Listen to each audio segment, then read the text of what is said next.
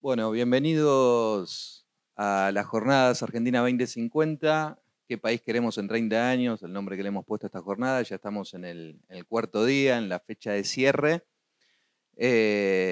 Han transcurrido más de 40 mesas en donde intentamos abordar la crisis económica argentina desde diferentes ángulos, de diferentes aspectos. Y en la mesa que nos convoca aquí, titulada La Política Internacional Hoy, tenemos 4 panelistas. Juan Bataleme está demorado, tuvo un contratiempo, va a estar llegando en un rato. Y los presento, así ya podemos arrancar. Diana Tusi, investigadora del CONICET, doctora en Relaciones Internacionales por la Escuela de Economía de Londres, dirige actualmente la Maestría de Relaciones Internacionales de la sede de Flaxo Argentina. Alejandro Simonov, doctor en Relaciones Internacionales, docente e investigador de la Universidad Nacional de La Plata, y Fabián Arari, doctor en Historia, docente de la Universidad de Buenos Aires y de la Universidad Nacional de San Luis, militante de Razón y Revolución y Vía Socialista. La idea de la propuesta es que cada uno tenga 15 minutos de intervención, luego abrimos a preguntas, intervenciones del público y para que después puedan volver a tener la oportunidad de desarrollar alguna de estas cuestiones en una segunda instancia, ¿sí? Arrancamos con Fabián Arari. Lo que me interesa es, vamos, las jornadas piensan qué Argentina queremos de acá a 30 años. Entonces, mi idea es, ¿cuál es el rol que tiene que ocupar la Argentina en el escenario internacional de acá a 30 años? Obviamente, pensándolo desde hoy. En ese punto, esa pregunta parte de un diagnóstico de la situación internacional y obviamente de un diagnóstico que siempre es contradictorio, porque si el diagnóstico es esto es así y no se mueve, no hay mucho para debatir. Simplemente miremos la tendencia. Para pensar ese diagnóstico, en general yo siempre pienso los problemas así, pero ya que estamos, lo explico. A partir siempre de un trabajo que a mí me impresionó mucho, que lo leí cuando estaba en la carrera, no nos daban para leer un capítulo, yo me lo leí todo, que es un trabajo de Fernán Brodel, muy conocido, se llama El Mediterráneo y el mundo mediterráneo en la época de Felipe II. Fíjense que Felipe II queda al final. Y lo interesante de este planteo era que eh, la hipótesis de él, la hipótesis central, más allá del periodo, era que la historia tenía una serie de tiempos. No es que no hay un solo tiempo, había muchos tiempos, tiempos que se van superponiendo como capas. Y él hablaba de la larga duración, que eran casi capas geológicas que se van moviendo más lentamente, pero con movimientos, digamos, con transformaciones más difíciles. Digamos, el tiempo medio, que son lo que él llama los ciclos de precios, digamos, las cuestiones más de geopolítica, y la coyuntura, donde él analiza digamos, la abdicación de Carlos V hasta el desfile de los genízaros en Constantinopla, ¿no? Es decir, unas cosas. Pero bueno, es decir, y va viendo cómo se articulan. Entonces me parece que un análisis de la situación internacional tiene que tomar en cuenta este tipo de cosas, porque si no estamos digamos, empezando a discutir Orbán, Zelensky, Putin, y digamos, nos quedamos en la mera coyuntura. En ese punto, otra cuestión importante es empezar a distinguir tendencias. ¿Por qué? Porque a diferencia incluso de una situación nacional, cuando uno analiza la situación internacional, las variables y las contingencias se multiplican. Por eso es tan importante el problema de pensar hacia dónde van las tendencias. Que es, es algo que tampoco tengo mucho tiempo para desarrollar, pero que es la diferencia entre analizar un proceso y analizar una tendencia. Bien, en términos de la larga duración, yo no soy un estricto brudeliano. Para Brodel la larga duración era incluso el medio geográfico. No. Cuando yo pienso en larga duración, pienso en un sistema social. O sea, la forma en la cual una sociedad, en este caso una sociedad mundial, establece ciertas relaciones sociales. Estamos hablando del capitalismo. Estamos en una sociedad capitalista que describe cierta tendencia que la vemos en el largo plazo. ¿Sí? ¿Cuáles son las grandes tendencias? Primero, el agravamiento de la pobreza y la miseria de la población mundial, independientemente del país en el que estemos, porque digamos, uno puede pensar que hay situaciones peores y mejores, pero si uno mira la tendencia, en cualquier país en el cual nos situemos, va a estar mucho peor que en 1960. Eso no hay ninguna duda.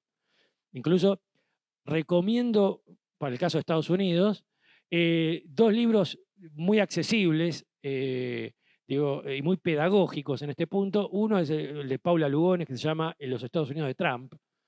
Y otro es un libro también, creo que bastante accesible, de George Packer, que se llama El Derrumbe.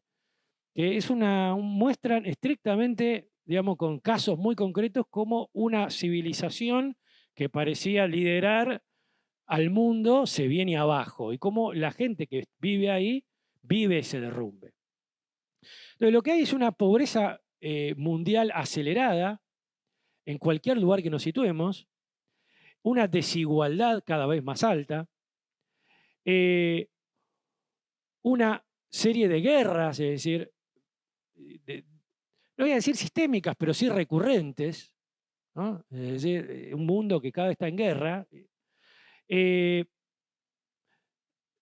un aumento de los niveles y de la tasa de explotación a la clase obrera cada vez mayor, y por lo tanto una pauperización mayor, con un intervalo, por eso digo, un intervalo de 20 años. Cuando se habla de gente del estado de bienestar, otra vez yo, acá como historiador, el estado de bienestar es del año, vamos a poner el año 50 hasta principios de los 70. Si quieren, llegamos hasta la medida de los 70, son 25 años. 25 años no es nada. Por lo tanto, es un intervalo en una tendencia más general. Y ese intervalo tiene un elemento contingente muy específico que es la amenaza de la Unión Soviética. Uno piensa Suecia. Suecia es impensable sin la Unión Soviética al lado. Entonces, eso se terminó y listo, esa coyuntura, digamos, la tendencia vuelve.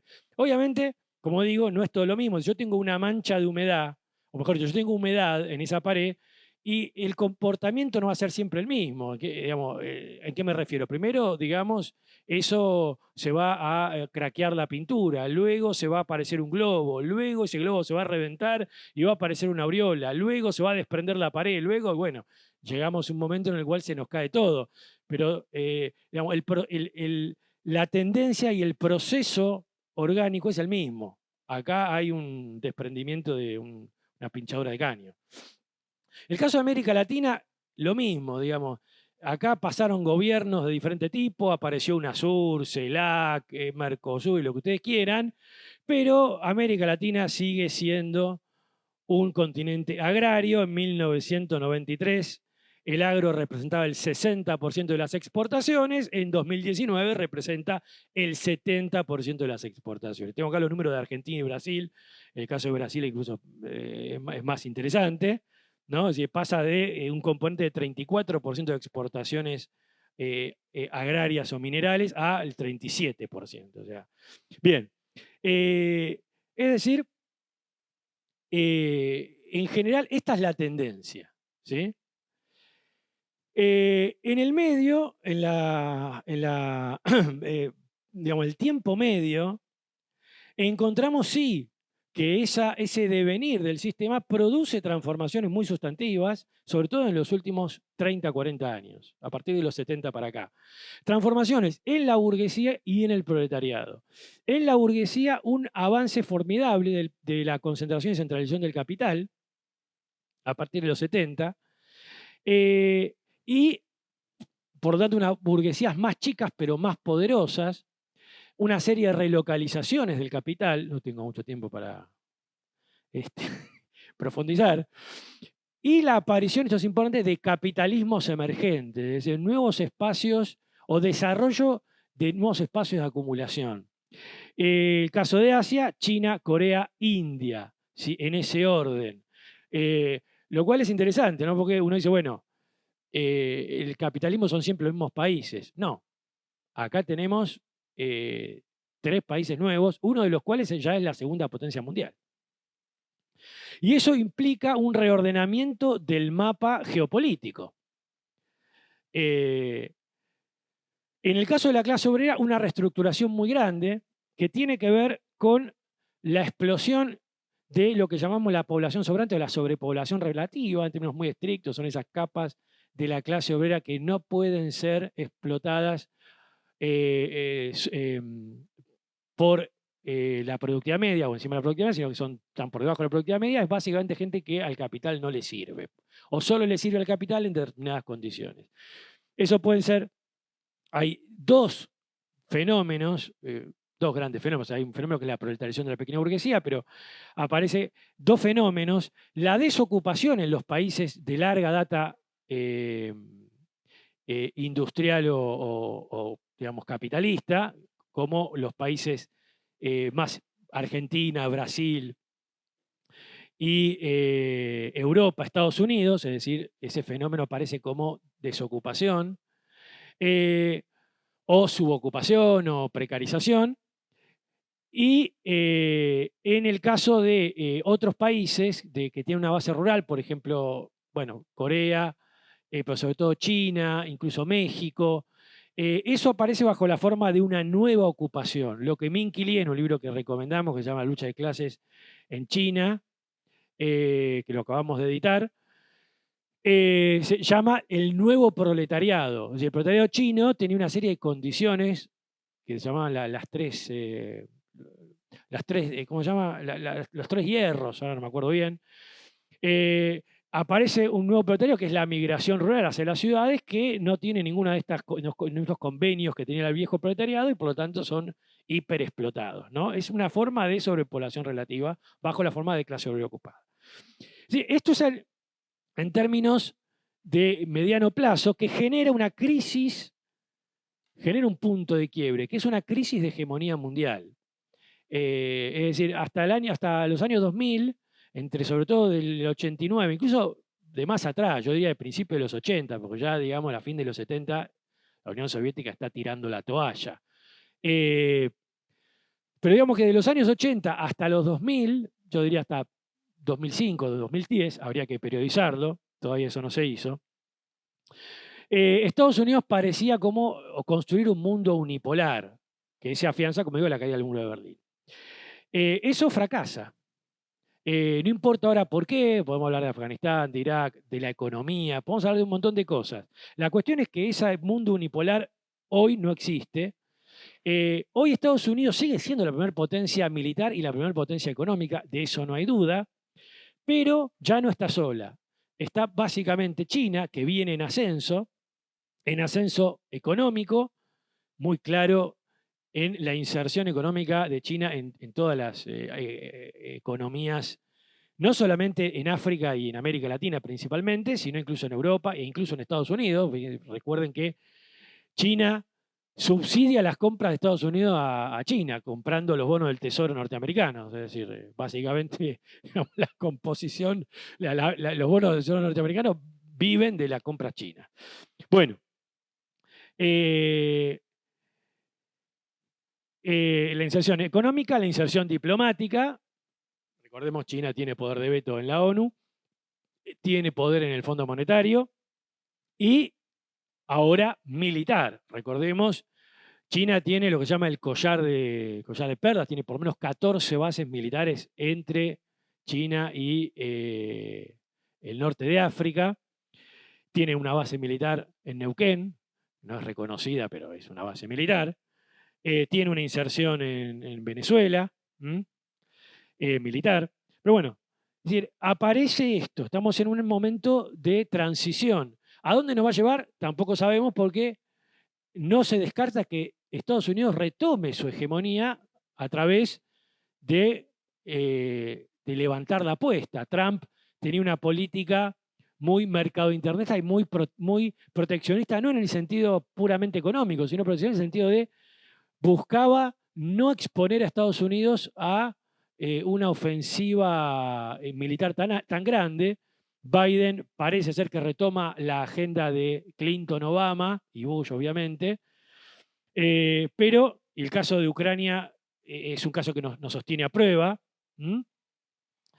Pero el caso es que estamos en esa transición. En el medio de esa crisis de hegemonía, encontramos una crisis de hegemonía no solamente entre las propias burguesías, sino una crisis de la propia hegemonía como clase dominante, ¿no? Es decir, uno podría pensar la crisis de hegemonía por ver cuál de las burguesías va a ejercer el liderazgo. Ese es un elemento de la crisis hegemónica. El otro elemento es la crisis entre la hegemonía y la clase obrera en general. ¿Por qué? Porque lo que nosotros empezamos a encontrar en los diferentes países es una crisis de la dominación política. ¿Y en qué se ve eso? Bueno, en todos los movimientos, sobre todo a partir de, en el caso de América Latina, fuertemente a partir del ingreso de la primera década del siglo XXI, ¿no? Así, todos los levantamientos que derivan en los gobiernos bonapartistas, Evo, la guerra del gas y la del agua, el argentinazo, el 2001 en la Argentina, el caso de Chávez y sobre todo el levantamiento del 2002 contra el golpe. Recordemos, mucha gente cree que el chavismo empieza en el 98, el chavismo empieza en el 2002. Bueno, discusión abierta, pero digo, es decir, el levantamiento popular contra el golpe del 2002, los levantamientos en Ecuador, crisis políticas que no se trasladan, perdón, pero que emergen también en Europa con los indignados, los mileuristas, que aparecen la primavera árabe, ¿no? Es decir, una serie de levantamientos que en realidad tiene que ver con eso que yo contaba ahí, es decir, con la pauperización general y con la aparición de una población, de una sobrepoblación relativa, que ya no es la vieja clase obrera anterior, que estaba, por decirlo así, regimentada e institucionalizada en sindicatos o partidos, vamos a ponerle este nombre, reformistas, ¿no? Lo vimos aquí en los 90 con el movimiento piquetero, así que no estaba regimentado en ningún partido. Esta población que está desinstitucionalizada, primero, por un lado decía, porque me estoy adelantando en algo, tenemos una crisis del personal político y una crisis de los partidos políticos tradicionales, los partidos políticos que se armaron en Europa de la posguerra y aquí mucho antes, cuando vivo aquí en América Latina, ¿no? El caso del chavismo en Venezuela, rompiendo el bipartidismo, el caso de Ecuador, el caso de Evo, el caso aquí, el que se vayan todos, digamos, podemos seguir en España, ¿sí? El PP y el PSOE colapsaron, el caso en Italia, bueno, de Beppe Grillo a Meloni, tenemos una crisis impresionante que es muy interesante. Hay algo que habría que seguir por el caso de Italia, que es una crisis que del personal político se deriva una crisis de régimen. ¿Por qué una crisis de régimen? Porque Meloni está proponiendo una especie de reforma constitucional que elimine el parlamento, por decirlo así, elimine el gobierno parlamentario de Italia. No elimine el parlamento, ¿no? Sino elimine el parlamentarismo, es decir, que ahora haya un presidencialismo, lo cual sería un cambio en términos de régimen político para Italia. Pero al margen de eso tenemos una serie de irrupción, digamos, de explosión de los partidos políticos tradicionales y una impugnación, en principio, digamos, que va, digamos, con una superficialidad variable, pero que hasta ahora se limita a los partidos y al personal político, pero que todavía no llegó al corazón del Estado, ¿no? Y esas crisis políticas generan, como digo, personal muy advenedizo. Pensemos en Castillo, pensemos en Boric, pensemos en Kast, pensemos en Chávez, pensemos en Néstor Kirchner, pensemos en pensemos en Mauricio Macri, ¿no? Es decir, ¿quién era Macri antes de ser el jefe de gobierno? Sí. Bueno, pero sí, Berlusconi también son personajes más bien advenedizos, es decir, no hacen la carrera, no hacen el cursus honorum partidario de la política. Incluso Francia en un momento tenía una escuela de gobierno que había que pasar para ser funcionario. Bah, imagínense. Eso no pasó en América Latina, no está pasando en Europa. En Europa otra vez, Beppe Grillo. ¿No? Es decir, y ojo que no, y yo digo, Milei no está muy lejos de eso, ¿no? O sea, hoy Milei nos descuidamos y está ahí nomás en las encuestas, ¿no? Pero incluso es muy interesante, porque si nos vamos a Argentina muy rápidamente, lo que nos encontramos es que es un escenario similar, no en el sentido, por el sentido positivo, Milei, pero también en el sentido negativo. ¿Qué dirigente político de los partidos tradicionales hoy quiere ser candidato? o está en condiciones de ser candidato. Porque uno dice, bueno, está bien, Milei le va a ganar a un candidato tradicional de la política argentina. ¿Qué candidato tradicional de la política argentina hoy dice yo soy candidato? Están buscando candidatos más bien advenedizos, porque esa es la lógica. Entonces, aparece ese fenómeno, y ese fenómeno que tiene dos caras. Por un lado, la cara, por así decirlo, bonapartista por izquierda, Castillo, pero después el otro lado, Trump, Vox, Cast, ¿no? Meloni, Bolsonaro, no sé si lo nombré. Es decir, el bolsonarismo no es un fenómeno puramente brasileño y no es un fenómeno que se agote en ahora que Bolsonaro está en Estados Unidos y tal vez se retire de la política. No sé si lo va a hacer. Es un fenómeno que llegó por ahora, en el corto plazo o el mediano plazo, para quedarse en la política, no solamente en América Latina, sino mundial. ¿Y cuál es la causa de todo eso? La causa de todo eso es el descontento generalizado que no tiene cauce y la crisis del régimen político que el propio régimen no puede arreglar. Breve, ¿qué situación estamos? Estamos en una situación allendista.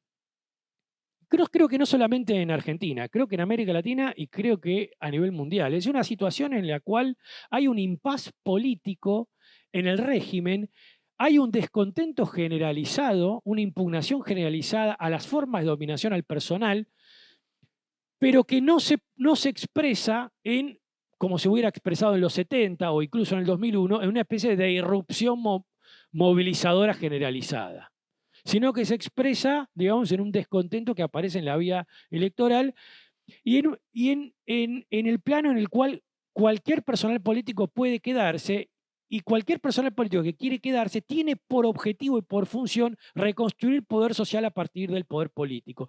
Y esa es el planteo de vía socialista. Tratar de llegar al poder político y obviamente a partir de ahí reconstruir poder social. Ahora, la pregunta es,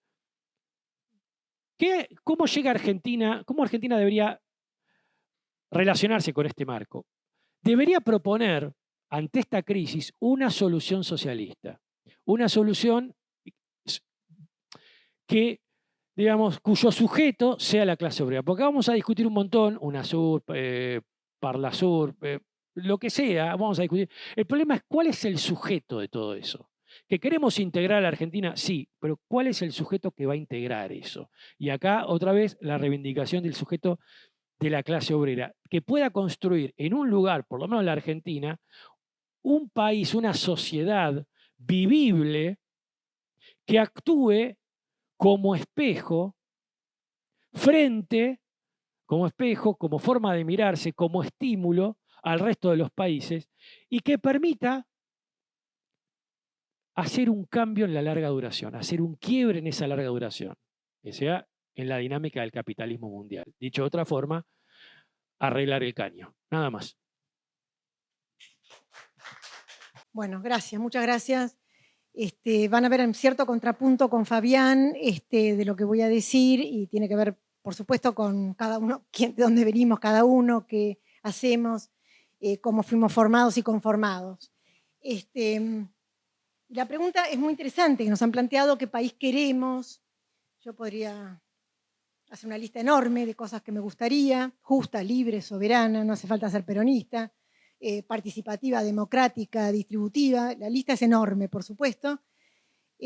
Pero, y acá el contrapunto es interesante, es decir, normalmente yo pienso desde lo posible.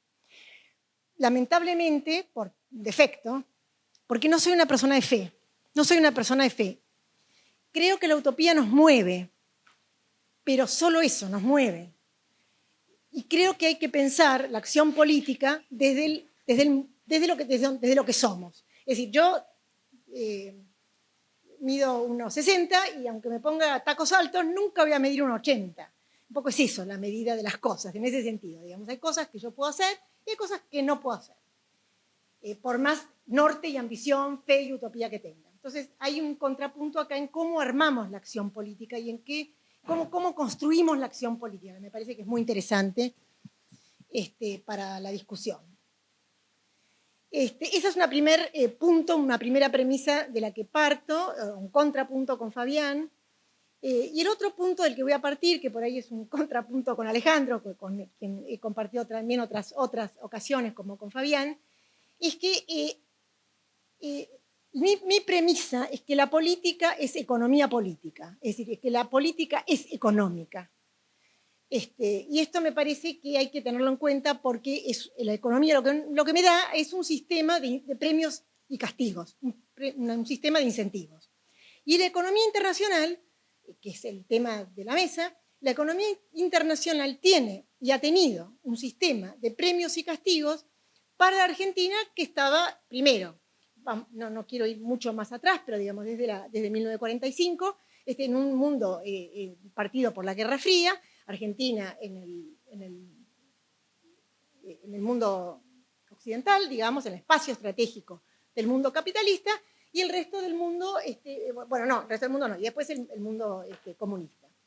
Yo creo que es interesante marcar eso, y es muy obvio lo que estoy diciendo, pero es interesante tenerlo en cuenta, porque en ese momento, el momento en que yo crecía, el momento en que yo empecé a estudiar, etcétera, y todavía me parece, para hacer el contrapunto con el de hoy, es decir, la Unión Soviética obviamente estaba presente, y estuvo muy presente, por supuesto, en la crisis de los misiles y la posibilidad de una tercera guerra mundial en 1962, estaba presente.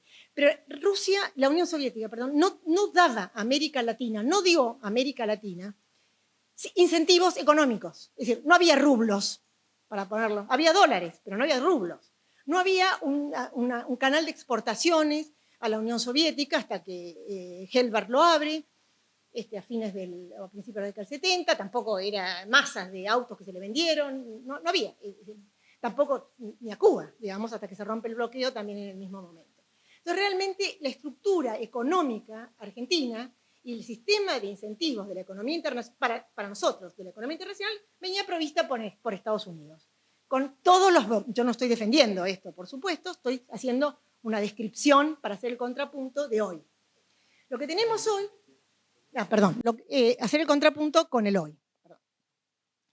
Lo que hoy sí tenemos es una disputa en este sistema de incentivos, de premios e incentivos. Es decir, aparece primeramente China desde los principios del 2000, 2003, 2001 en particular, cuando China ingresa a la OMC, y el ingreso de China a la OMC parece muy técnico, pero es el ingreso de China, ojalá fuera. El ingreso de China a lo que podemos llamar la modulación capitalista. Se suponía que a través del ingreso de China a la OMC se la iba a domesticar y que se iba a hacer las reformas económicas que necesitaba para ser más capitalista de lo que había sido. Bueno, eso no pasó, o pasó mixtamente, digamos, en términos mixtos, pero el 2001 es un momento en el cual China comienza a jugar en el sistema capitalista y en el ordenamiento capitalista internacional. Sobre todo, digo, el 2001 porque es el ingreso a la OMC, pero sobre todo a partir del 2003, cuando el crecimiento de China arrastra a África, arrastra a América Latina, y nos cambia ahí es donde voy, el sistema de incentivos económicos en el que estábamos insertos. A partir del 2003, los precios de nuestras exportaciones, que venían que todo el siglo XX, todo el siglo XX, desde el 30 en adelante, diría desde el 52 en adelante, porque desde el 52 en adelante los precios de las exportaciones de América Latina iban en picada y cada vez más, lo que Prebisch llamó el deterioro de los términos del intercambio, con lo cual nosotros para comprar 3 sillas necesitábamos vender cada vez más toneladas de trigo. Entonces, realmente el ingreso de China cambió esta estructura de precios con los cuales África y América Latina se enfrentan, que fue obviamente muy beneficioso en términos económicos, menos en términos distributivos. Y acá es un punto importante a tener en cuenta. Entonces, esto es el primer contrapunto que quiero marcar, es digamos, el ingreso de China al sistema económico internacional y el ingreso de China que nos cambia el escenario internacional drásticamente. Y creo que hoy estamos, además tenemos que sumarle a esto, bueno, yo diría, por supuesto, me parece que la guerra de Ucrania es un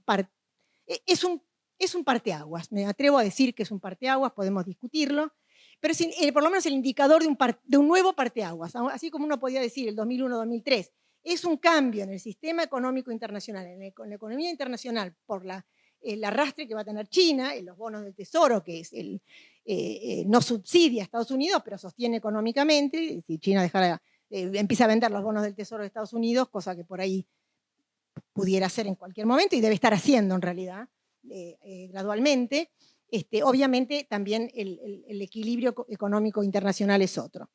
Entonces, me parece que así como digo, lo de China, tenemos, digamos, cuando ingresa China, y acá, perdón, quiero marcar algo que no dije todavía, el ingreso de China, lo que crecientemente, desde el 2013 en adelante, lo que nos muestra es que empezamos a tener, a partir desde 2003, pero a partir muy claramente marcado por Trump en adelante, por Trump sobre todo, es decir, China y Estados Unidos son rivales estratégicos, por lo menos rivales estratégicos económicos. Entonces, esto es ya no solamente tenemos, bueno, ¿qué le vendo a China? Si le compro el 5G o le compro los bonos, no le compro, que me parece que es muy importante, no lo estoy menospreciando estas cosas que estoy dando como ejemplo, me gustaría después desarrollarlos un poco más si a ustedes les interesa, pero a partir de ese momento, digamos, a partir de que Trump dice claramente, acá tenemos un rival estratégico con el cual vamos a competir y debemos competir. Me marca, me parece, otro momento importante. La presidencia de Trump es un punto importante a tener en cuenta y esto no ha cambiado, sino al contrario, se ha profundizado. Primer punto que tiene que ver con la rivalidad estratégica entre dos rivales. Rivalidad estratégica con dos rivales, bueno, un poco tautológico. No quise usar la palabra potencia porque tengo un poco de aversión, pero bueno.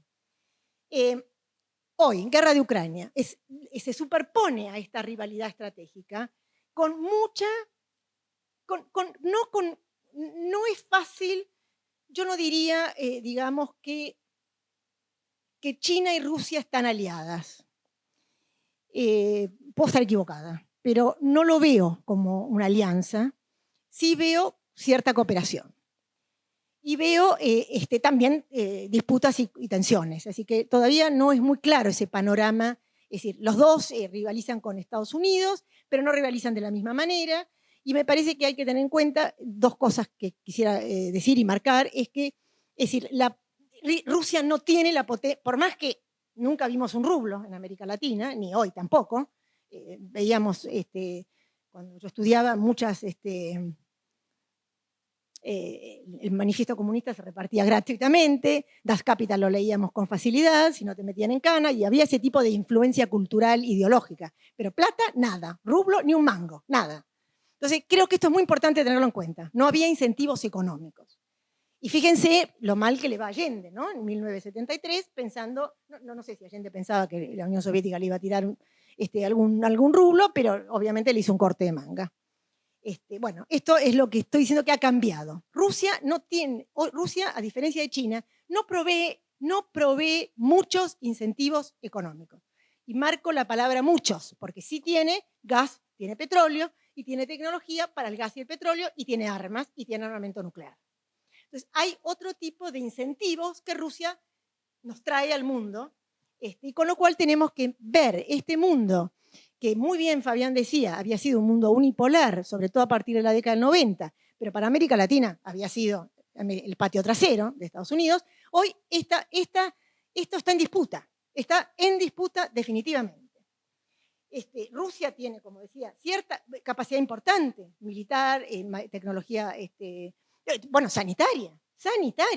A ver, no nos olvidemos de la Sputnik. Es decir, la medicina rusa está en la vanguardia. Y en los momentos que vivimos en los últimos 3 años realmente fue muy importante. Entonces, tenemos a Rusia por este lado y China con una capacidad, yo creo, diferente en el sentido de que China tiene, primero, el material, los bonos del Tesoro de Estados Unidos es un indicador, pero tiene la materialidad, es decir, tiene las reservas económicas como para cambiar el orden económico internacional. China tiene capacidad de veto en la ONU, como decía Fabián, pero no tiene capacidad de veto, no tiene nada. Tiene 5% de los votos, creo que no llega, 6% de los votos en el Fondo Monetario Internacional y con viento a favor ahí anda en el Banco Mundial Y para América Latina, el BID, que es un financiador importantísimo, en el BID de tener 2%. No tengo los números, pero ahí anda. Es decir, en lo económico, creado por Estados Unidos, y acá marco, creado por Estados Unidos, China no es un gran jugador, creado por Estados Unidos. Pero China ha estado armando un sistema, yo no diría paralelo, pero un otro sistema que compite con esto que estoy describiendo y en el cual hemos vivido, transitado y sufrido. Creo que lo que sí marca estas tres capas superpuestas que estoy poniendo, yo no diría el derrumbe, yo no creo, ojalá, pero no creo que Estados Unidos está derrumbándose. No lo creo. Sí que está siendo disputado adentro y afuera. Derrumbado me parece mucha palabra. Me parece, no lo veo todavía, lo cual no tengo la bola de cristal, dentro de Argentina 2050, por ahí ya resulta que no está. Bueno, perdón, me falta un montón, pero bueno, voy a ir redondeando. Bueno, lo que sí me parece que este momento nos muestra que la interdependencia económica creada por la globalización, que son los últimos 30 años, digamos, que podemos decir, el encanto con la globalización, el encanto con el momento, digamos, el enamoramiento, de alguna manera, con la globalización y con la narrativa neoliberal, sí está derrumbada. Eso sí, eso no quiere decir que Estados Unidos está derrumbada, ¿no? Creo que lo que tenemos hoy en día es como signo de época, a mí me parece, signo epocal, por supuesto, Trump y su apoyo a las derechas de América Latina, del mundo, no solo de América Latina. América Latina, Bolsonaro, pero Orbán, Netanyahu, la lista es enorme. Al Partido Conservador inglés, que finalmente fue el que digitó el Brexit, también llamativamente es el Partido Conservador, que es el aliado de la clase financiera inglés, londinense, es el que articula el Brexit. Digo, estaban locos. Bueno, entonces sí estamos frente a una guerra hegemónica, o no, me parece que es una cosa para discutir. Yo voy a ir cerrando con algunas ideas sueltas. Desde la economía política internacional, lo que es indudable es que la hegemonía económica sí está en disputa. Está digamos, uno puede decir, huracanada por las capas que estuve mencionando, ¿no? Es decir, hay una jerarquía en disputa. Estados Unidos definitivamente no está en su momento unipolar, Estados Unidos no tiene la hegemonía del orden económico internacional. La ideología, me parece eso también importante tener en cuenta, también está en disputa, y eso tiene que ver con algo que seguro Alejandro va a mencionar, que estando todo esto en disputa, hay nuevos márgenes de maniobra, hay nuevos márgenes de autonomía para la política exterior, para la política de inserción de Argentina. La pregunta que hay que hacerse, y me parece que dialoga con lo que planteaba Fabián, voy cerrando, es si este cambio que yo estoy marcando y esta disputa es un cambio incremental, es decir, que vamos a ir viendo y sufriendo y gozando, depende de esta marea que se va a producir frente a nosotros, es un cambio incremental o es un cambio, digamos, revolucionario, es un cambio en parteaguas, es un salto importante. Con nuevos sistemas de precios, nuevos sistemas de incentivos. Yo creo que hay que tener en cuenta, para pensar nuestra política exterior, nuestra política de inserción, es que realmente comienza en esto que yo llamaba como un mundo huracanado, un mundo en disputa, que es desordenado. No es que si yo me porto bien, a mí me van a regalar un ferrocarril. Y si yo me porto mejor, me van a regalar la red de 5G. No, es muchísimo más complicado. El ejemplo que tenemos es que las sanciones, por ejemplo, para dar ejemplos que no tienen que ver con la región, es decir, el sistema, digamos, de sanciones que Estados Unidos quiso aplicar a Rusia, no funciona. Es decir, sí, Rusia es complicado para Rusia, sin embargo Rusia no se derrumba económicamente, y además el petróleo, que era el comprador de petróleo, había sido Europa, bueno, ahora es la India. Es decir, la India es el tercer importador de petróleo ruso, y más importante que la cantidad y la magnitud del petróleo que compra es que no lo paga en dólares. Entonces, es fundamental tenerlo en cuenta, fundamental.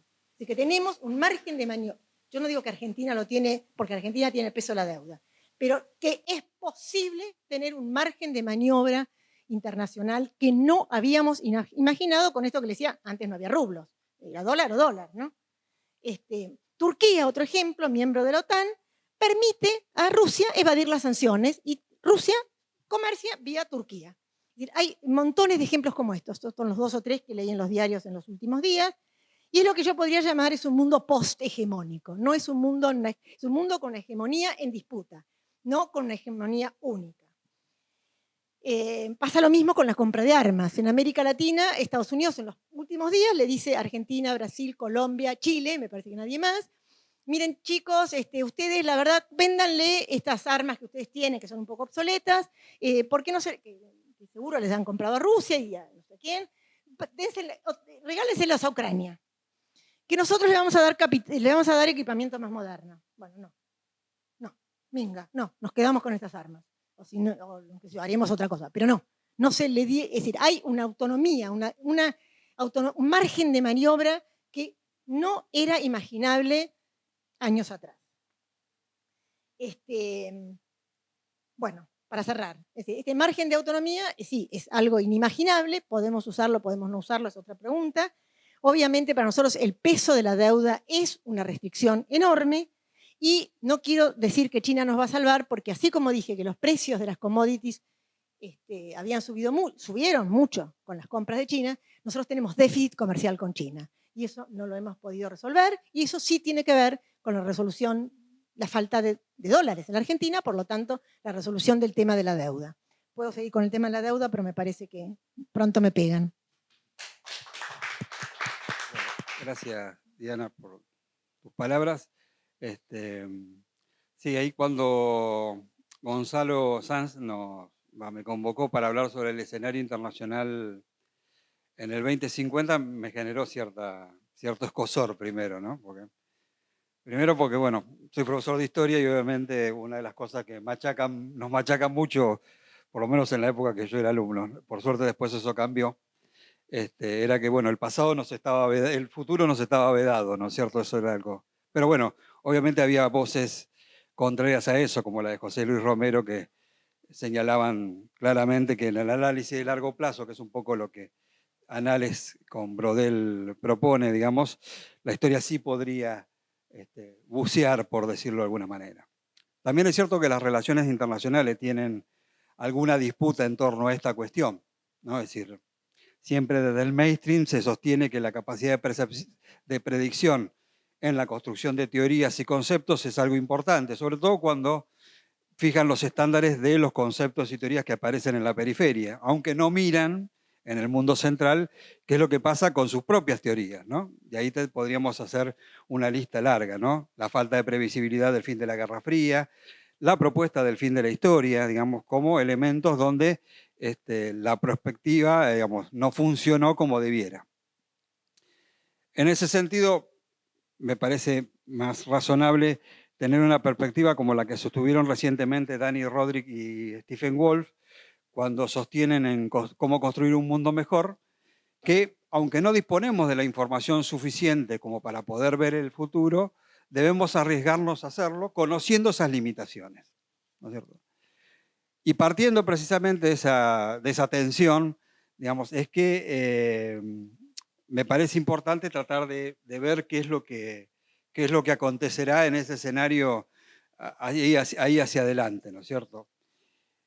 Pero obviamente que esa tensión también no me da margen para ser tan asertivo, digamos, en el sentido que, por un lado, se me ocurren muchas preguntas y las respuestas, a su vez, compuestas por otras preguntas, digamos, ¿no? Porque todo está subordinado a, bueno, si pasa esto, entonces esto otro, si no, esto otro, y si no pasa esto no, y esto no, esto no. Digamos, ahí la lógica me volvía un poco, digamos, se vuelve un poco alienada, por decirlo de alguna manera. Ahora bien, ¿cuáles son los parámetros que me parecen importantes mirar en esto? Bueno, ¿cuál es nuestro punto de partida? Es decir, ¿desde dónde estamos hoy? ¿Cuál es la dimensión de la transformación del sistema internacional al que estamos asistiendo? ¿Cuáles son los escenarios posibles de ese escenario internacional, de esos escenarios internacionales? ¿Y cuál es el lugar de los países periféricos dentro de ellos? Porque en definitiva, si hablamos de la Argentina, tenemos que hablar de un país periférico. En ese sentido, lo primero que debemos decir es que la disputa existente entre China y Rusia, entre China y, perdón, y Estados Unidos, digamos, si hablamos del 2050, estamos dando por sentado de que vamos a estar. ¿Sí? Que ni las pandemias, ni el cambio climático, ni las hambrunas, ni un cataclismo nuclear va a terminar con nosotros como humanidad. Estamos suponiendo que eso no va a ocurrir, que vamos a estar. Bueno, pero eso me parecía importante también marcarlo, digamos, porque lo damos por sentado como que eso es posible que, ¿no? Y cuando a veces digo nosotros, digamos, si estaremos aquí, no me estoy refiriendo a mí, por lo menos yo no creo llegar, porque en ese entonces tenía como 90 años y no, y creo que creo que no llegar, sino a la humanidad, digamos, en su conjunto. Y ahí surgen algunas cuestiones que es importante ver, porque si eso ocurrió es porque ciertos mecanismos que como existieron en el pasado funcionaban como con cierto atemperamiento de la disputa global, no existieron o no funcionaron, como el famoso MAD de la Guerra Fría, ¿no? Donde el equilibrio del poder hacía que Estados Unidos y la Unión Soviética tuviesen cierta idea de equilibrio porque eran conscientes de que no había segundo ataque, digamos, a pesar de que, bueno, después los neocons se dedicaron a tratar de demostrar que eso sí era posible y que, bueno, y que había que terminar con la distensión. En ese sentido también, y dando por supuesto de que eso no va a ocurrir, igualmente ahí tenemos dos opciones, digamos, de escenario internacional. Uno en característica de disputa, es decir, donde Estados Unidos y China, cada vez más hostiles entre sí, una Europa remilitarizada, con bloques económicos regionales orientados hacia su interior, es decir, una globalización fragmentada, un reino digital según las líneas geopolíticas y la creciente securitización de la economía. Esto lo señalan Rodrik y Waltz en ese escrito del 2022. Pero también señalan, digamos, que esa no es la única opción. Podría haber un orden más benigno, más girado en torno a la cooperación. Y en donde todos estos elementos que anunciábamos recién aparecen como menos, menos rígidos, digamos, y por ende, digamos, la posibilidad de construcción de un orden común sería posible. Entonces, lo que sí tenemos en claro es que el orden internacional del futuro va a girar entre esas dos formas, la disputa y la cooperación. Y calibrar el punto justo en el que esta tensión se va a manifestar es una clave central para cualquier analista internacional. Por otra parte, desde el fin inesperado, digamos, de la Guerra Fría, vivimos una larga transición. Los deseos de construcción de un mundo sin conflictos del fin de la historia ha encontrado desde los 90 para acá múltiples oposiciones que minaron la pretensión de la tríada occidental, Estados Unidos, Europa y Japón, de construir un mundo sobre la base de lo que Rodrik llama hiperglobalización, ¿no? Es decir, un proceso de sometimiento de las economías nacionales al capital financiero internacional. En ese sentido, digamos, lo hace bajo la mascarada de lo que podemos denominar democracias de mercado. Sin embargo, en la periferia encontraron múltiples resistencias, múltiples ismos algunos nuevos, otros más recientes, socialismo de nueva época, integrismo religioso, totalitarismo, keynesianismos. Sin embargo, tras la crisis del 2008, empiezan a hacerse visibles estos mismos ismos en el mundo central, donde hay impugnaciones tanto al carácter multilateral, digamos, de la globalización, prefiriendo opciones bilaterales profundamente asimétricas, el caso de Trump es un buen ejemplo de eso, como así también ir dejando de lado el carácter supuestamente consensual de ese nuevo orden, que ese es otro elemento que a mí me parece importante rescatar, ¿no? Es decir, el hecho que la idea de que hay que generar consensos para la gobernabilidad están atados a un programa de tipo neoliberal. Es decir, que significa, y que en algún punto significa la anulación de todas las alternativas, digamos, o de todas las oposiciones a ese orden que se intenta imponer, que es reforzado obviamente por los organismos multilaterales de crédito. Sin embargo, también es cierto que en tiempos más recientes, incluso desde el propio Fondo Monetario se ha señalado esta cuestión, el hecho de que esa globalización o esa hiperglobalización está disminuyendo, ¿no? Es decir, que el punto máximo de globalización ya pasó. Incluso Rodrik utiliza esa expresión.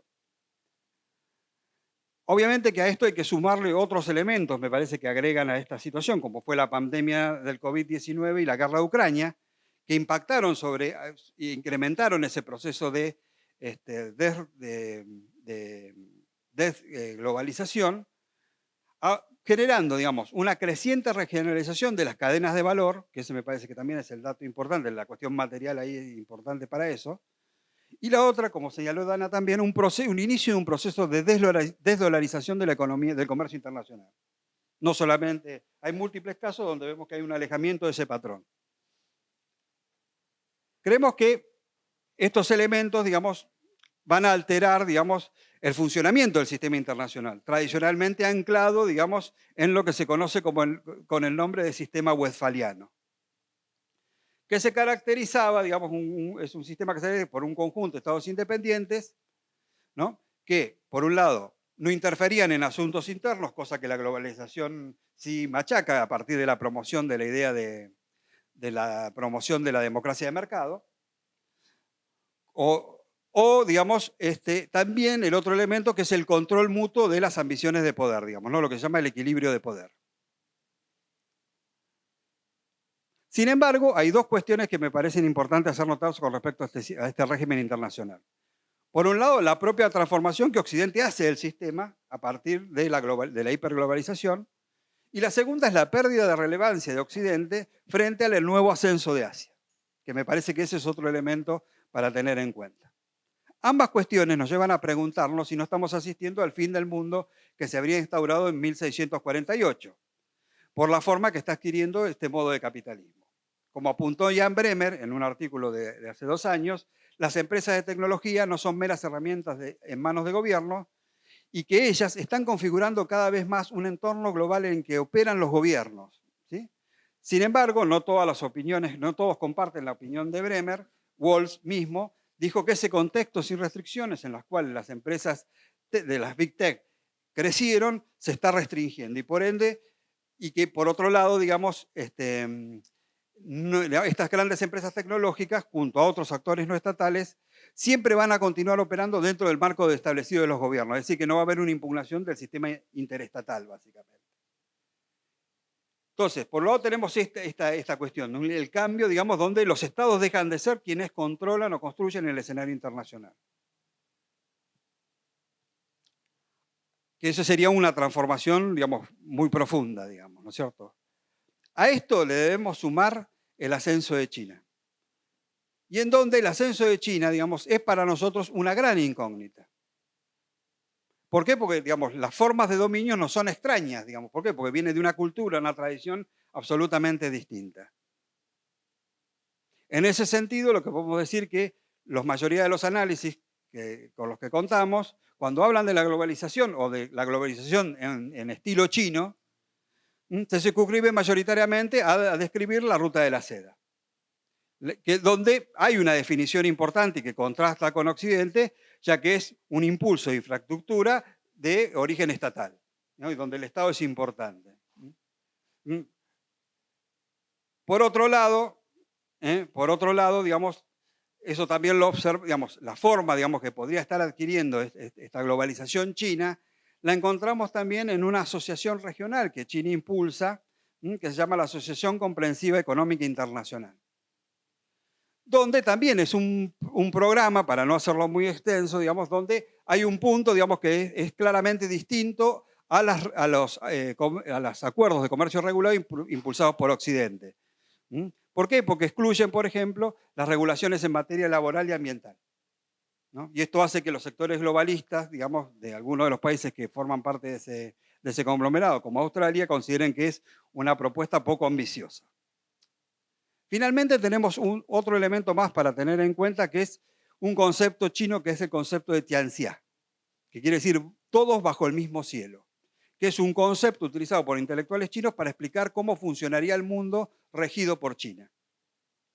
Ahí nos encontramos, básicamente, digamos, es un sistema mundial compartido, que es una expresión que casualmente utiliza de Xi Jinping en reiteradas oportunidades, pero que tiene o que está sujeto a dos formas de interpretación. Una, que se hace mayoritariamente en Occidente, de hecho, Henry Kissinger ha sido quien más lo ha difundido, digamos, la idea de que es un orden en donde la jerarquía se impone sobre la igualdad soberana y el equilibrio de poder. Esto se toma básicamente sobre base de una interpretación de tipo neoconfuciana. Ahí hay un trabajo de Acharya y Busan, digamos, que habla sobre eso. Pero no es la única forma, también hay otras que apuntan hacia lo que podría ser una interpretación taoísta de esta cuestión, en donde, digamos, se aplicaría, digamos, el concepto de armonía generaría en torno a una dialéctica china que sería distinta a la hegeliana conocida por nosotros y que se fundamenta en el cambio y la inclusión, donde las polaridades operan como continuos de reciprocidad. Y esto podría estar reflejado incluso en la expresión comprensiva de los acuerdos económicos que hablábamos recién. Una de las cuestiones importantes es que obviamente todas estas perspectivas están influidas por rasgos post-westfalianos. Sin embargo, también hay otro dato cierto que me parece importante hacer notar, es que el accionar internacional chino se apoya en los 5 principios de la coexistencia pacífica, que es un punto central, un linkage poderoso entre los estados periféricos y China. Sin embargo, digamos, y esto también es importante, el accionar internacional de China genera contradicciones en la periferia. ¿Por qué? Porque consolida las élites agrícolas, en el caso de Brasil y de Argentina es un dato evidente. Estas élites son contrarias a una integración solidarista, es decir, a la búsqueda de autonomía, e incluso son contrarias al propio Beijing, digamos, ¿no? No es una situación nueva, recordemos la dictadura militar que le vendía granos y cereales a la Unión Soviética, digamos, ¿no? Y nadie podía pensar que, digamos, la dictadura eran prosoviéticos, digamos, ¿no es cierto? Entonces, claro, ahí se ve cómo los intereses se sobreponen a la cuestión ideológica. Pero además, digamos, también es cierto que el avance de China ha tenido un efecto disolvente sobre las bases materiales de la integración latinoamericana. Uno puede ver cómo el intercambio de productos entre Argentina y Brasil, por ejemplo, sobre todo los productos de alta rentabilidad, ¿sí? de manufacturas, ha ido disminuyendo en función que el comercio con China crece. Y eso es un elemento que quita bases materiales a la idea de integración, porque para que la integración exista no basta solamente la vocación política, tiene que existir bases materiales. ¿No es cierto? Y entonces me parece que en eso es importante tenerlo en cuenta. La otra cuestión que me parece importante hacer notar es cómo se va a resolver la disputa entre China y los Estados Unidos, ¿no? Ahí está, digamos, una reflexión importante de Graham Allison con respecto a lo que se llama la trampa de Tucídides, ¿no? El hecho de que cuando sale una potencia emergente, digamos, a disputar el poder de una que ya lo posee, digamos, no queda otro camino que la guerra, digamos. Esa es la interpretación literal. Sin embargo, lo que Graham Allison sostiene, que esa guerra es altamente probable, estudió 15 cambios de poder internacional, que es posible, pero no inevitable. Es decir, que hay una chance de que eso no ocurra, porque de 16 casos, 4 no ocurrieron eso. De hecho, el último cambio de poder global fue sin guerra, que fue la desaparición del fin del mundo bipolar. Entonces, ahí me parece que ahí habría también, es decir, la idea de la catástrofe también se puede disminuir. Obviamente que hay mecanismos como para poder reducirlo. Ahora bien, para terminar, ¿cuáles serían los escenarios posibles y cómo se posicionarían los países periféricos? Primero, un escenario donde las Big Tech dominan el sistema global, es el fin del sistema westfaliano y las poblaciones del mundo central y periférico quedan presas de las decisiones de las Big Tech y subordinadas a sus intereses. Esta sería la posición más radical, digamos, una posición más radical. Pero sin embargo, podría haber todo un degradé de opciones hasta opciones más estatalistas, más clásicas estatalistas. Lo que también hay que intercalar, digamos, esta cuestión, digamos, de menos estatal y más, de menos control estatal a mayor control estatal, también opciones de tipo multipolares, bipolares y unipolares. En el caso de las multipolares, ¿sí? Hay un trabajo de Haas y Krugman que se llama El nuevo concepto de poder, donde vuelven un poco sobre la idea de que un escenario multipolar puede ser manejado a través de lo que sería un concierto de grandes potencias, ¿sí? Como había sido la Santa Alianza, digamos, del Congreso de Viena, que me parece que por cuestiones ideológicas, digamos, se ajusta bien, digamos, a este nuevo tiempo, digamos, recordar la Santa Alianza, aunque también hay otros ejemplos que no son tan felices, por decirlo de alguna manera, como por ejemplo la pentarquía de la época del imperialismo, ¿no es cierto?, que terminó en la Primera Guerra Mundial. Es decir, mientras la Santa Alianza dio lo que llamó la paz armada, ¿sí?, la pentarquía terminó en la Primera Guerra Mundial. Ellos lo que proponen es una exarquía, ¿no? China, la Unión Europea, India, Japón y Rusia, ¿sí? Donde los países periféricos son excluidos. Podemos hacer una lectura contrapelo de esto y pensar que en realidad la alternativa multipolar gira en torno a los BRICS, excluyendo a los poderes tradicionales. Del mismo modo que los poderes tradicionales excluyen a las potencias emergentes, podría ser al revés, ¿no? En donde aparecen una serie de datos interesantes, porque bueno, es un modelo de coordinación política, es un paradigma para la cooperación sur-sur, ya que, como dijo Diana, ha empezado a crear instituciones, digamos, multilaterales tendientes a buscar alternativas a la tríada. El otro escenario es que la paridad de la trampa de Tucídides haga que esto se convierta en una nueva Guerra Fría, ¿no es cierto?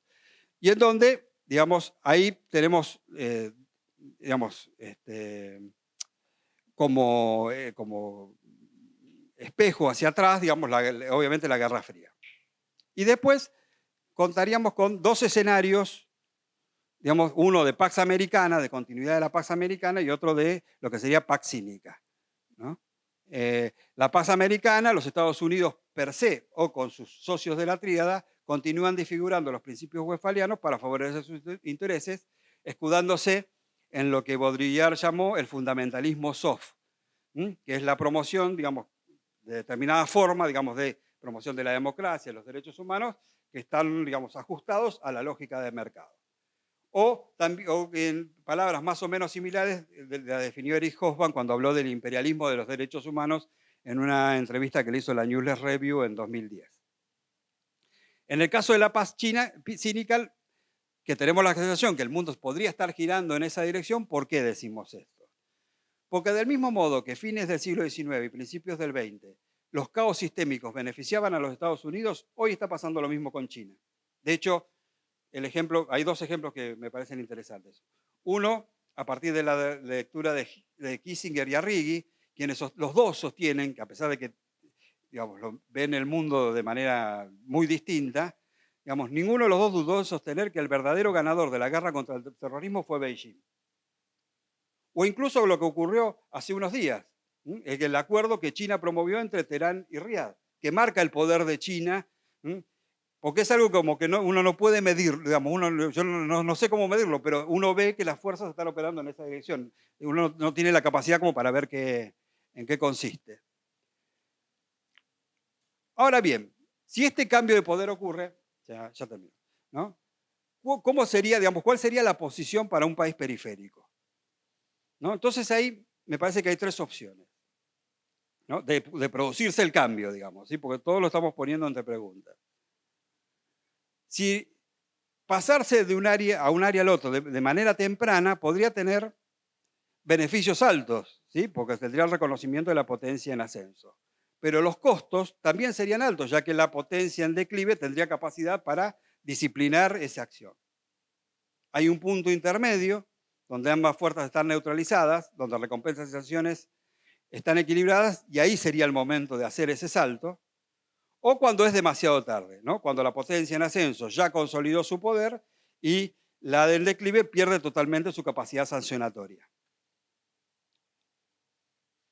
Para concluir, digamos, la historia, esta especie de historia del futuro, nos presenta una amplia gama de escenarios posibles, como vimos, ¿no es cierto?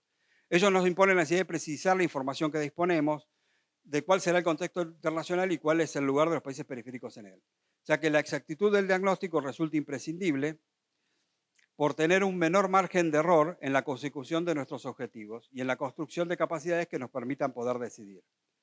Hay que saber detectar los signos del cambio más estructural dentro de la variedad existente para acertar en el rumbo. Ello no se contradice con el amplio y variado cuadro que hemos presentado, ya que es como diversos mapas que hemos de ir alternando en la medida que los numerosos pormenires se reduzcan a un presente.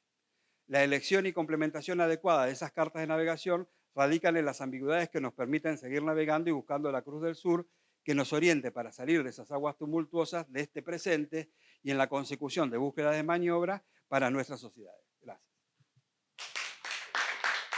Bueno, muchas gracias a los tres. Ahora abrimos el micrófono para preguntas, comentarios, consultas. El que quiera. comparto el micrófono para que pueda salir en el video la pregunta, ¿sí? El primero era si podrían comentar desde su perspectiva qué posición jugaba la Unión Europea, a la que han referido, y en particular a Alemania. Para los tres, ¿no? No necesariamente. La segunda consulta, algo que me dejó pensando sobre la intervención de Diana, ¿no? Al comienzo, cuando señalabas que vos pensabas siempre en lo posible. En que era, bueno, ¿qué criterio utilizamos para definir qué es posible y qué no es posible? Porque vos quisieras una Argentina en la cual haya más distribución, más un montón, enumeraste una serie de cuestiones. Bueno, si podrías desarrollar eso, bueno, porque por ejemplo, ayer tuvimos una serie de expositores aquí que decían qué podría hacer la Argentina con lo que tiene hoy, qué se podría hacer Argentina desde el punto de vista técnico, ¿no? Por ejemplo, qué sectores de la economía se podrían desarrollar como la acuicultura o la floricultura con los recursos que tiene hoy la Argentina. Y el tercero, algo que mencionó Juan Alejandro. Entonces vi el nombre del otro expositor, me parece. El que no está. Respecto a la literatura sobre relaciones internacionales, y en general uno lee en los últimos años mucho sobre la cooperación sur-sur. A mí en general, cada vez que leo eso, no sé si por el contenido de lo que escriben los autores de esos artículos, pero me da más la impresión de que están hablando de algo que yo no entiendo, porque no sé si hablan de algo real, es decir, de algo que describen como progresiva, una cooperación progresiva entre distintos países del sur, pero no termino de entender en qué sentido. No sé si entienden mi pregunta. Es algo sobre lo cual leí muchas veces, la cooperación sur-sur, pero uno quiere ir al hueso bueno, ¿de qué me están hablando? Y no termino de leer más que, bueno, finalmente están estableciendo un tipo de dominación que no es asimétrica, que no es... que es distinta a la que había construido Estados Unidos en los últimos años, y que en ese mapa o en ese cuadro China jugaría un papel distinto al de que jugaron las potencias en años anteriores. Y a mí eso me huele a algo que no sé si están disfrazando o embelleciendo, pero no tendría del todo las herramientas como para decir que están equivocados. La verdad que el sur es muy buena la del sur, ¿eh?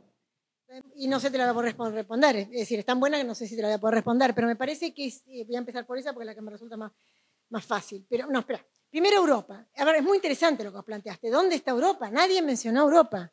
Es interesantísimo eso. Yo te respondería, bueno, que Europa, si bien estuvo muy presente en nuestra mente, en nuestro imaginario, en nuestro lo que vos quieras, de repente Europa parece diluida y sin mucha autonomía frente a Estados Unidos, diría poca. Yo creo que lo que me parece que pasa, a ver, estoy ahora pensando en voz alta, que la Unión Europea, para no solamente hablar de Europa, sino que la Unión Europea se ha otanizado. Es decir, que lo que había sido el eje de la Unión Europea, que fue lo económico, lo que creíamos que fue el eje, más que lo que fue el eje. Lo que creíamos que fue el eje, que fue la integración económica, aparece muy diluido frente a lo que es hoy el pacto de seguridad frente a Rusia. Entonces, en ese sentido digo que la Unión Europea está otanizada. Está tan otanizada que en realidad se está extendiendo a Suecia y a Finlandia, digamos, ¿no? Que habían sido dos países neutrales, diferentes formas de neutralidad, yo no me quiero meter en eso, pero es muy importante tenerlo en cuenta. Por ahí Alejandro sabe de esto más que yo, pero digamos, en la posguerra del 45 hubo diferentes tipos de neutralidades. Una fue la de Suecia, otra fue la de Finlandia, otra fue la de Austria y otra es la histórica de Suiza. Cada cual con sus diferentes características, incluso la de Suiza hoy está siendo hackeada, incluso, o por lo menos menos creíble de lo que nos decían los libros de texto.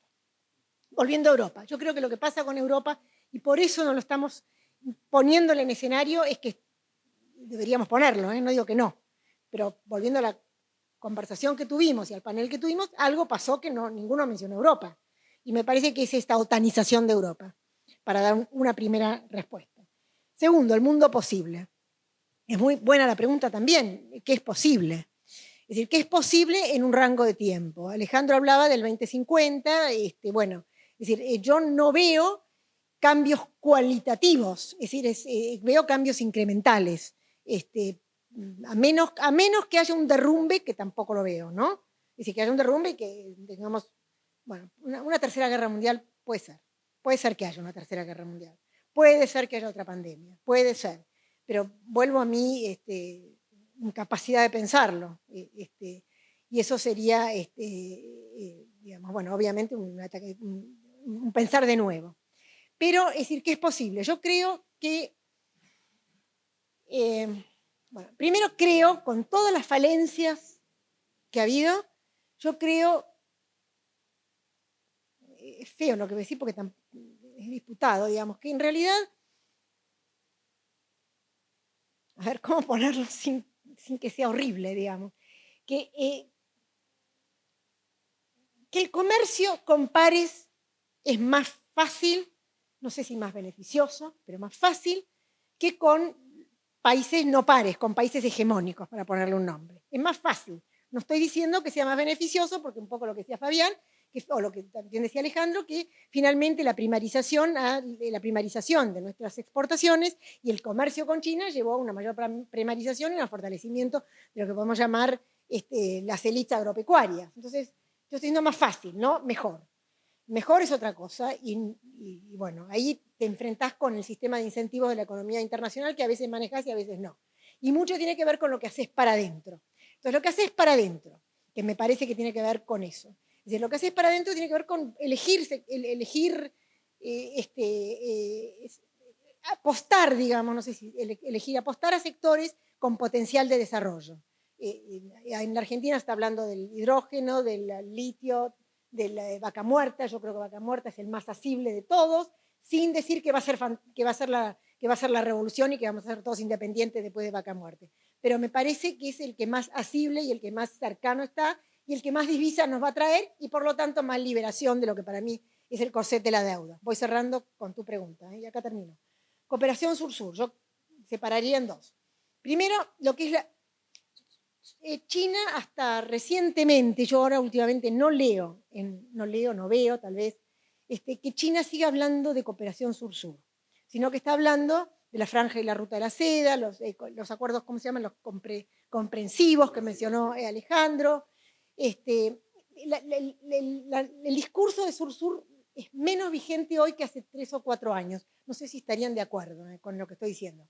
Entonces hay que sacar... Bueno, China decía sur-sur para decir yo no soy hegemónica. Es decir, yo soy muy buena y te voy a dar swaps financieros y además te voy a desarrollar 5 ferrocarriles y 39 puertos, y etc. Entonces era un poco de eso. Igual creo que China no es igual, pero no porque no sea... El incentivo de China en la Argentina no es igual al incentivo de Estados Unidos en la Argentina. China tiene que crear una geografía. China no tiene los puertos para llevar las cosas que necesita. China no tiene los ferrocarriles para llevarse las cosas que necesita. China, es decir, tiene que crearse puertos en el Pacífico. No puede ser prisionera del Canal de Panamá, que está en manos de Estados Unidos. No puede ser prisionera del Estrecho de Magallanes, que no está en manos de Estados Unidos, pero está en las Malvinas y está en Inglaterra. Entonces China necesita crear una geografía. Entonces no estoy diciendo que es mejor, pero que es diferente, y eso nos permite nuevos márgenes de maniobra. Nosotros necesitamos ferrocarriles, necesitamos carreteras, necesitamos, bueno, puertos, más que los que tenemos sobre el Atlántico, no tenemos, no vamos a tener, digamos. Pero bueno, creo que es diferente. El otro tema, la cooperación sur-sur, es la cooperación sur-sur entre países no chinos, no sin China. Ahí yo estoy de acuerdo con lo que vos estabas diciendo. Ahí son redes de cooperación. Es decir, Argentina vende, por ejemplo, programas del Pro Huerta. No sé si alguien sabe lo que es el Pro Huerta. El programa Pro Huerta es un programa de desarrollo de huertas familiares en los pueblos. Esto es una cosa que se ha llevado al mundo, ha llevado a muchos países de América Latina. Entonces se venden cosas en las que uno es exitoso, le va bien, compramos alguna otra cosa de no sé quién, ese tipo de cosas. La cooperación sur-sur son redes de cooperación si sacás a China. China es otra cosa totalmente. La magnitud de China es incomparable con nada. A ver, lo que decía Fabián, la cantidad de bonos del tesoro que tiene son 3.300 millones. A mí no me entra en la cabeza el monto. China es una magnitud inconmensurable. Entonces, la cooperación sur-sur que uno tiene que mirar es esto más chiquitito. Argentina vende el Pro Huerta, Uruguay debe vender otra cosa, Chile debe vender servicios mineros, etc. Y entre eso, no digo que nos ayudamos, sino que no dependemos tanto del norte.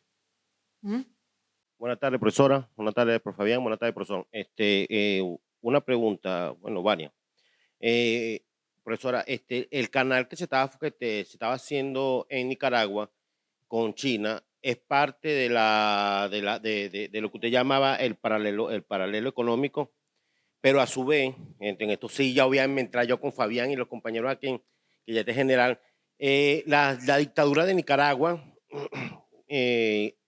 Venezuela y Salvador, en este momento, que allanaron los congresos con militares, eso es para, ya, y son aliados de China, para socavar ya crear el paralelismo, pues, ya crear el paralelismo económico de esos aliados que no lo controlen. Por ejemplo, en Venezuela, cuando yo estuve allá, viví allá, aprobaron la ley antibloqueo. ¿Qué es la ley antibloqueo? Bueno, que tú puedas hacer negocio y no le dices nada a la población, pues. En Salvador, Bukele lo estaban controlando el Congreso y el Tribunal Supremo, y él allanó con los militares el Congreso, pues, con militares. En Nicaragua también, Nicaragua hicieron una ley anti-ONG, y que, por ejemplo, si vamos a vender libros que tiene Martín allá, allá no se puede vender libros porque la ley anti-ONG te prohíbe vender libros allá. Entonces, esos son el paralelo económico que existe. Bueno, no, lo que trae acá Darío es interesante. A ver, un poco de, bueno, ya lo trajo el tema China. Voy a citar a alguien que fue citado muchísimo en estas jornadas, y es Aldo Ferrer. El último libro, Marcelo Roger hizo un libro con una entrevista a Aldo Ferrer. Y en un momento se planteó el tema del comercio con China. Y Aldo Ferrer dijo algo, no sé si lo dijo sabiendo que después nadie le iba a decir más nada porque no iba a estar en este mundo, pero dijo que la relación comercial con China era una relación más perjudicial a la Argentina que la que tuvo con Inglaterra. Evidentemente, digo, cuando uno explicaba la economía argentina durante la primera década del 2000, lo comparaba con la Argentina y la relación con Inglaterra. Es decir, la relación que teníamos con Estados Unidos era una relación competitiva. En cambio, la relación con China era complementaria, igual que la Inglaterra. Es decir, nosotros vendíamos soja y ellos nos vendían productos industriales. Incluso productos de consumo inmediato. Los gazebos que ustedes ven ahí son chinos. Casi todas las cosas que están acá son chinas. ¿Sí? No es que nos están vendiendo maquinaria agrícola, maquinaria industrial, microchips para que armemos computadoras. No. Nos venden todo hecho. Acá en la Argentina no se hace prácticamente nada. Es más, hace poco, en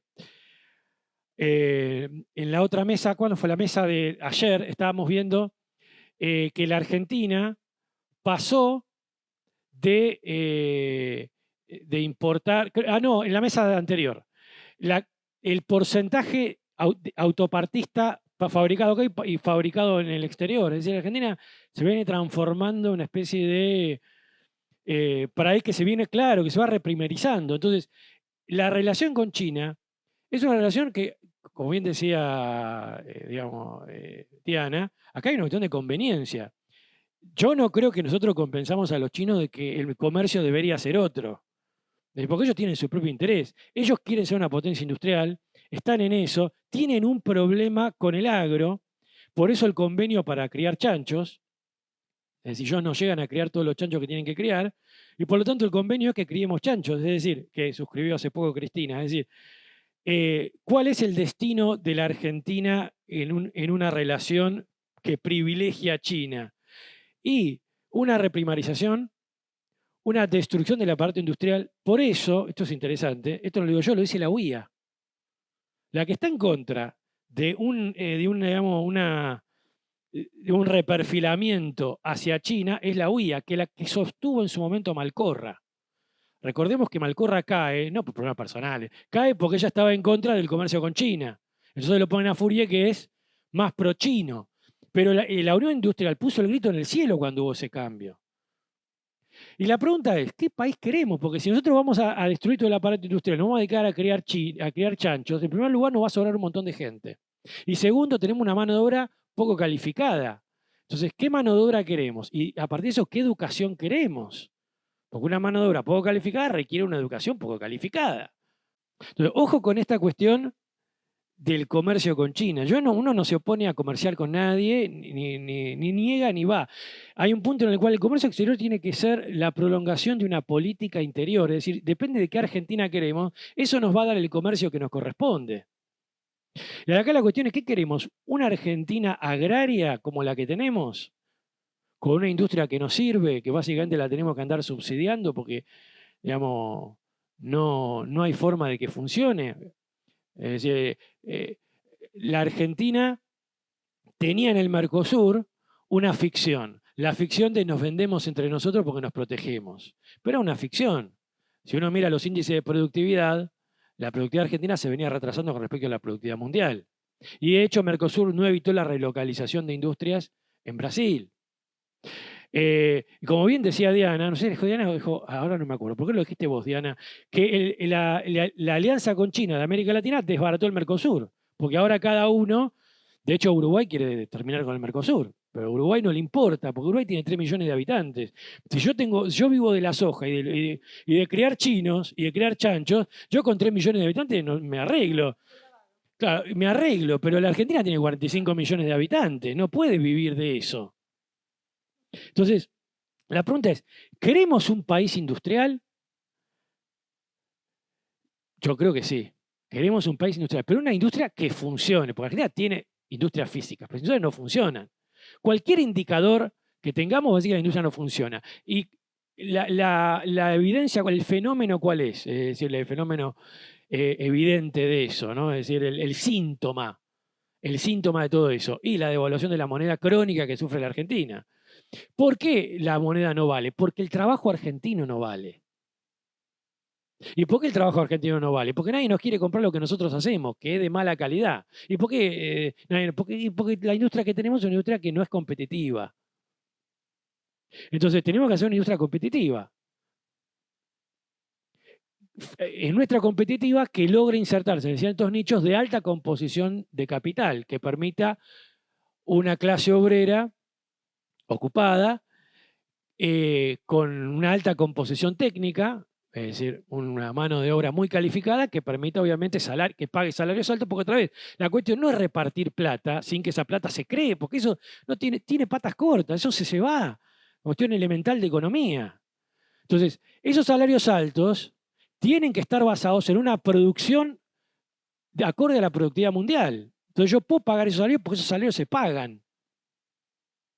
Y eso implica, como digo, fijarse en qué nicho estratégico me voy a colocar como digo, producción de alta tecnología. Y producción que puede no tener tanta alta tecnología, pero tiene mano de obra y se puede exportar, puede traerme dólares rápidos. Por ejemplo, como acá se dijo, las flores. Mucha gente se va a reír. Pero, digamos, países como Holanda exportan 5.000 millones de dólares anuales en crisantemos. Y la Argentina tiene una ventaja que no tiene Europa, que es estar a contraestación. Y la Argentina tiene un montón de climas.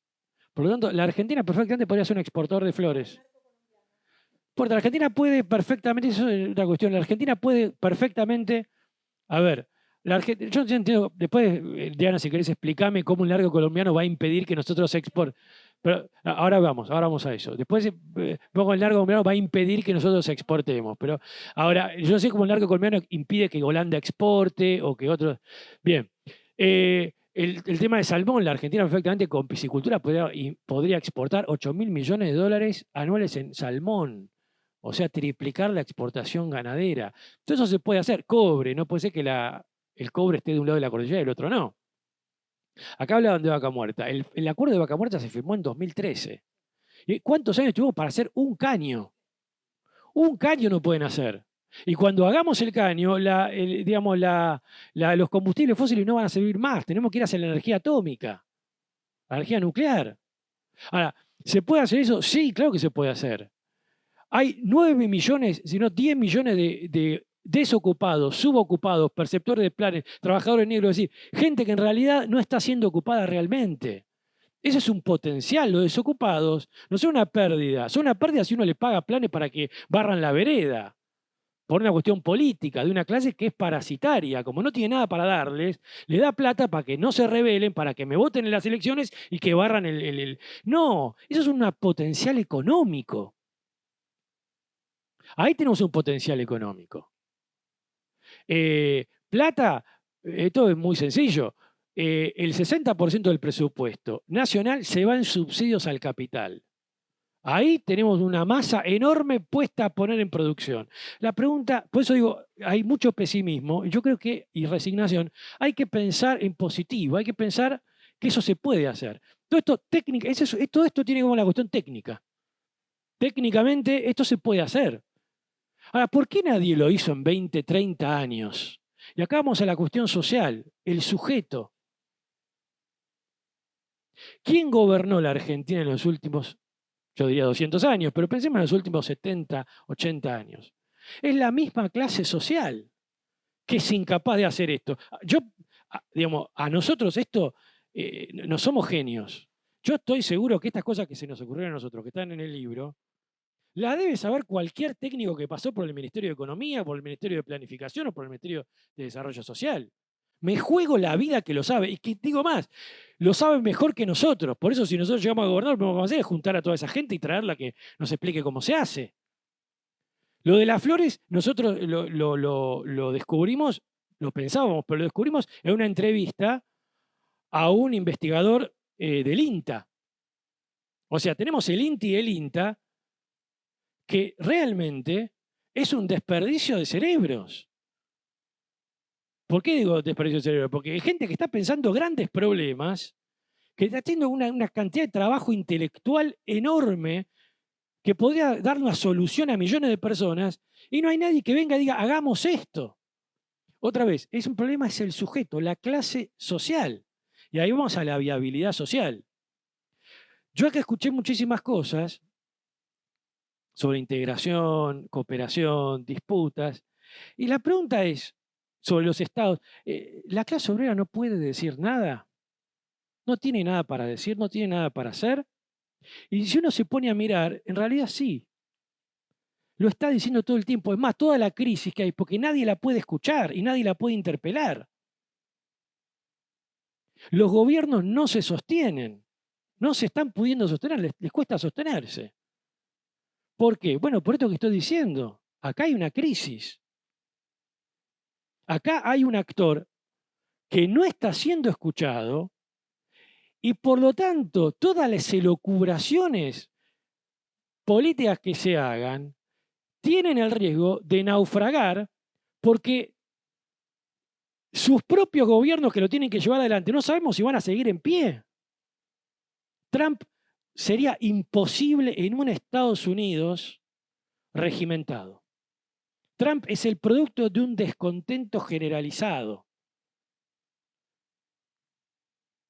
Y nosotros tuvimos una escena muy bizarra, pero ojo, que fue la toma del Capitolio. Es muy bizarro, en términos de la gente que fue y todo lo que uno se puede, hay gente que se rió, pero ojo que eso puede, digamos, de acá unos años, eso puede convertirse en otra cosa. Y entonces todas estas elucubraciones que estamos haciendo, y no tienen sentido. Por eso digo, punto 1, hay un problema que está recorriendo todo esto. No es simplemente la crisis hegemónica entre Estados Unidos y China, que está, sino la crisis de la propia dominación burguesa, de la propia dominación social. Ahí vuelvo al tema de los estados, acá me quedaron un montón de cosas. Pero ahí está la cuestión del Estado. El Estado no puede desaparecer. Por 2 motivos. Primero porque, digamos, si no, ¿quién controla esta situación? Digamos, pensemos toda esta crisis sin un Estado. 2, ¿Cómo se va a imponer la voluntad de una fracción de empresarios? Olvidémonos de la burguesía, porque puede que este término no caiga bien. ¿Cómo un grupo de empresarios va a imponer ciertas condiciones a nivel mundial si no es con un Estado? O sea, cierta organización política que implica la diplomacia, implica la organización diplomática, implica la organización militar.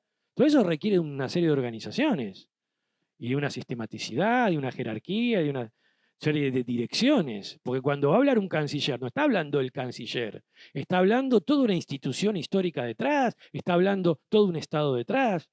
Entonces, ojo con eso.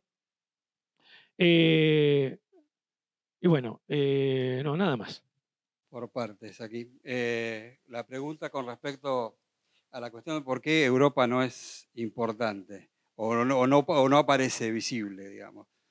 Bueno, tal vez porque ya no lo sea, digamos. Ya la pérdida de visibilidad tenga que ver con un proceso de satelización de que los propios europeos, como bien dijo Diana, están llevando adelante, digamos. Hace digamos, antes de la pandemia hablaban de autonomía estratégica, digamos, como una forma de manejarse independientemente de los Estados Unidos. Duró lo que el estallido de la guerra en Ucrania, digamos, porque inmediatamente se alinearon, digamos, con los Estados Unidos, digamos. Y ahí me gustaría hacer un link con otro país que habla de autonomía estratégica y que lo mencionó Fabián antes, que es la India. La India, digamos, por un lado tiene todo un proceso de construcción de alianzas en materia de seguridad con los Estados Unidos y le compra a Rusia gas en rublos. Entonces, ahí eso es autonomía, eso poder, digamos, tener una capacidad de decidir me parece importante. Después la otra cuestión que es la que tiene que ver con la cooperación sur-sur. Y es cierto también lo que decía Diana, ¿no? De hecho es interesante porque creo que Deng Xiaoping decía, ¿no? Que China nunca iba a dejar de ser una nación subdesarrollada, ¿no? Y que siempre iba a recordar eso y que por ende el tratamiento hacia los países subdesarrollados iba a tener un tratamiento diferencial, que es un poco lo que apuradamente yo traté también de decir, digamos. Es decir, por un lado China dice, vamos a respetar los 5 principios de la coexistencia pacífica. Sin embargo, digamos, una vez que digamos, China logra los acuerdos, uno ve que hay una presión, por decirlo de alguna manera, por un cumplimiento estricto, digamos, de lo que a China le interesa, digamos, ¿no es cierto? Entonces, y donde es cierto es cierto lo que decía Fabián, digamos, el problema de la emergencia de China, como citaba Ferrer, ¿no es cierto? Es cómo, digamos, Argentina puede ubicarse, digamos, en lo que se llama cadenas de valor, digamos, de China. Y el lugar es para poner las estampillas en Tierra del Fuego, digamos. Si eso va a ser, digamos, nuestro rol industrial, obviamente que dista de ser algo para lo cual necesitemos desarrollar ciencia y técnica, etcétera, digamos. Basta que tengan una humedad en la lengua y puedan ponerle hecho en Argentina el papelito, digamos, ¿no es cierto? Entonces, obviamente que ahí hay un problema serio, aunque yo diciendo con Fabián en la cuestión de tomar a la huya como escudo, digamos. ¿Por qué? Porque ahí el problema no es la huya, sino Techín. Que en los años 90, digamos, gran parte de las exportaciones industriales a China las hacía Techín, que eran los caños sin costura. ¿Qué pasó? Los chinos agarraron los caños sin costura, los copiaron y ahora no nos los compran más. Claro. Claro. Entonces ahora Techín está con la sangre en el ojo con China. Entonces cualquier cosa donde aparezca el nombre de China salen, y bueno, y controlando la huya se vuelven un poco en los defensores de la industria, ¿no? Además que también es cierto que la UIA siempre tuvo una percepción, por decirlo de alguna manera, particular de lo que entiende que es la industrialización. ¿No es cierto? Eso también es otra cosa que habría que...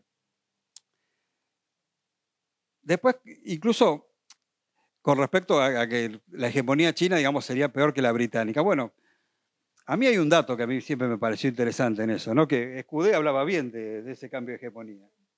Digamos, escribió un libro, digamos, artículos de opinión diciendo que, bueno, íbamos a estar mejor con China que con Estados Unidos, digamos, ¿no? Y viniendo de quien viene, bueno, uno no está para contestar. No debería decirlo, digamos, digamos, pero, ¿no? Pero me parece que ahí hay algo que también... Y después con respecto a la cuestión, digamos, de ver hacia adelante, ¿no? Y bueno, y ahí nuevamente, digamos, siempre cuando nosotros, digamos, analizamos el pasado o el presente, siempre estamos viendo hacia adelante, aunque no lo digamos. Siempre tenemos alguna idea de qué es lo que imaginamos y eso opera sobre cómo vemos hacia atrás también, ¿no? En menor rango, etcétera, pero está, digamos, ¿no? Eso es una cosa que a mí me parece que es una cosa que me preocupa siempre, bueno, eso debe ser por mi carrera de base más que por las relaciones. Después con respecto al rol de las clases, ¿no? Y ahí me parece que habría que recuperar, digamos, para poder pensar eso, un concepto que estaba en Marx, ¿sí? Que es el concepto de sexta potencia, que era para la época del imperialismo, ¿no? Cuando estaban las 5 potencias, Gran Bretaña, Francia, Austria-Hungría, Rusia y Alemania, ¿sí? Y había una sexta potencia, decía Marx, que era la clase obrera, que era la que estaba produciendo la revolución, ¿no es cierto? Que es un poco lo que también Hobsbawm refleja un poco en la era del imperio, digamos, ¿no? Cuando habla en un capítulo que se llama Hacia la revolución. Parece que tal vez habría que recuperar esos conceptos para poder repensar eso hoy, porque obviamente no es la misma situación, no son los mismos actores, no es el mismo contexto, ¿no? Pero yo coincido en eso también, digamos, que obviamente que sería mejor que las clases se expresen per se, pero es cierto que muchas veces está limitada, porque además también es cierto que hay otras cuestiones con respecto a la lucha internacional, por decirlo de alguna manera, que a mí me hacen algún ruido por la lectura de la teoría de la dependencia, etcétera, ¿no?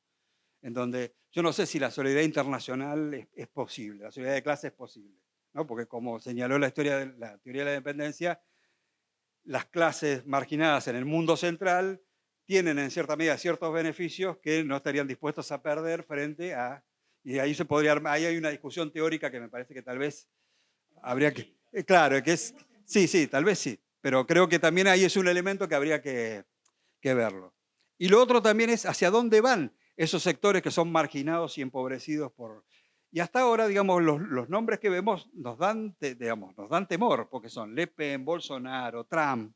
Es decir, no hay, a pesar de que aparecen figuras, digamos, contraculturales, para llamarlo de alguna manera, y alternativas, más o menos lavadas, qué sé yo.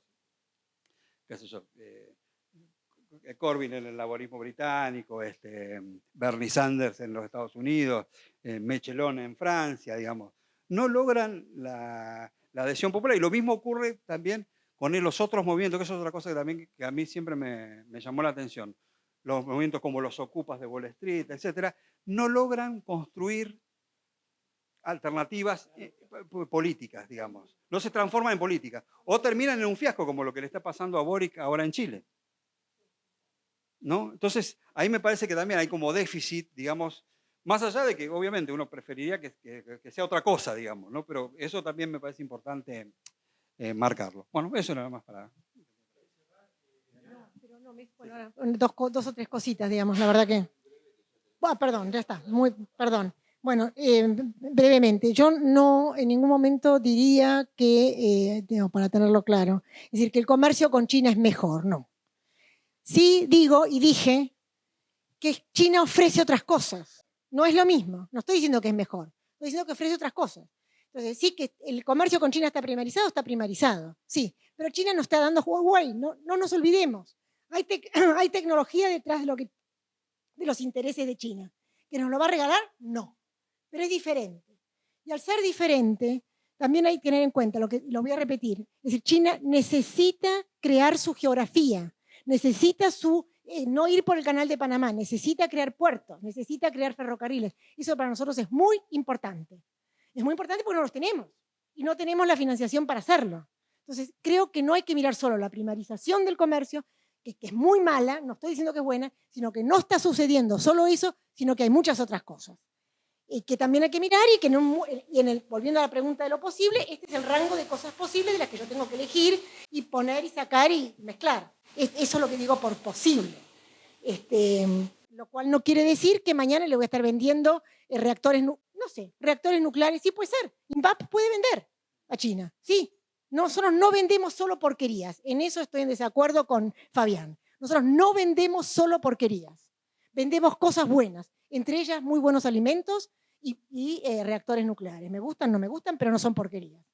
Segundo punto. Yo no veo la crisis de la dominación burguesa, la verdad, ojalá, pero no la veo. Todo lo contrario. Es decir, yo veo un fortalecimiento de lo que podemos llamar los sectores dueños del capital. Y que el actor social de los trabajadores está ausente, sí lo veo, y es un problema. Y es un enorme problema por algo que acaba de decir Alejandro, en un enorme problema primero porque no está como actor social, como dice Fabián, pero además porque no están las redes de la Internacional Socialista, las redes de los anarquistas del fines del siglo pasado, no están. Entonces están muy aislados los sectores trabajadores. En ese sentido, soy mucho más pesimista que los otros dos, a pesar de lo que dije al principio. Pero bueno, esto es lo que hay y con eso hay que trabajar. Hay que fortalecer eso. No creer que todo el mundo es posible y no creer que todo vamos a cambiar, pero sí caminar en ese norte, sí buscar eso. En el 2050, no sé si lo logramos. No sé, ojalá. Yo no voy a estar, pero realmente, ojalá. Quiero agradecerles a Diana y a Alejandro. Quiero pedir disculpas porque Juan no vino, Bataleme no pudo venir, pero bueno, eso. Bueno, los invitamos al panel de cierre, que es un homenaje a Salvador Allende a 50 años del golpe, y con eso vamos a estar concluyendo las jornadas Argentina 2050. Gracias a todos, gracias nuevamente a los panelistas y nos estamos viendo.